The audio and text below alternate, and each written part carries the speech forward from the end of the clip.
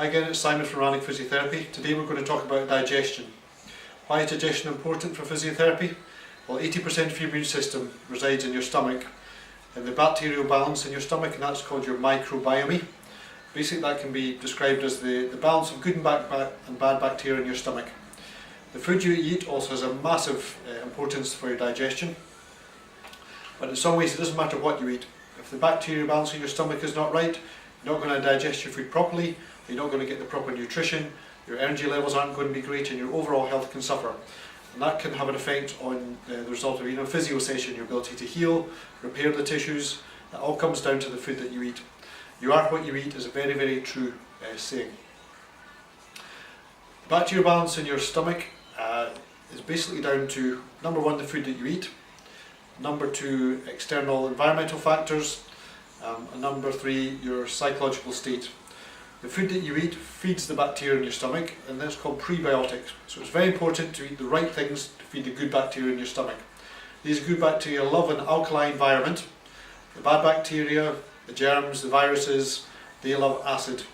If you have an acid diet and an acidified system, it really promotes the growth of bad bacteria, yeasts, fungus, germs, viruses. They love to feed on sugar, they love to feed on flour, they love to feed on all the processed food that you eat.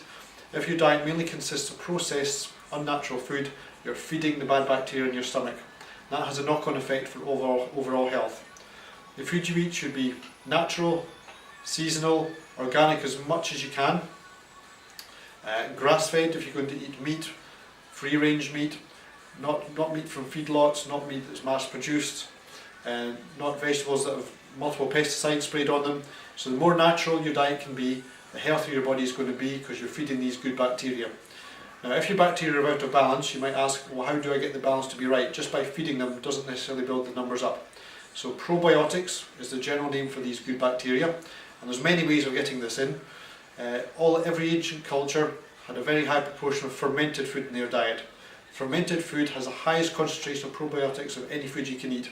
Fermented food can be sauerkraut, kefir, which is fermented milk, kombucha, which is fermented tea, kimchi, which is spicy fermented vegetables.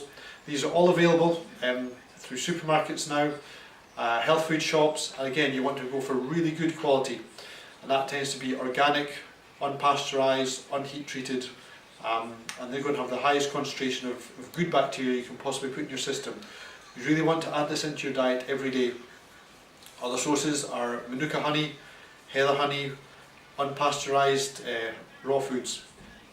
Now these probiotics need fed well, and the prebiotics is how you feed them. Some of the strongest prebiotics are chicory root and aloe vera.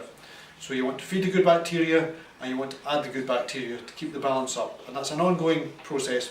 You can't just take probiotics or fermented food for a few days and expect your system to be sorted and go back to your old habits. It needs to be a lifestyle change. So talking about the immune system in your stomach, 80% of the immune system lives in there, so that's from the nutrition you take and your body's ability to use it. If you're having poor food and you've got a low immune system, you're going to open yourself up to illness, bad bacteria, fungal infections, all the Western illnesses that we have these days because of a diet that's processed and poorly managed. This has a knock-on effect for physiotherapy specifically. You want your body to heal really well after an injury, heal well after a physio session. If you have a bad diet, you've got a poor probiotic balance in your stomach, your body's not going to be able to do that. It won't be able to provide the nutrients for healing for the bones, the muscles and the tissues that you want to heal. If you take the best possible nutrition into your body that you can, you're giving yourself a much better environment to heal in and a much better chance of recovering and having a fit and healthy future. Thank you.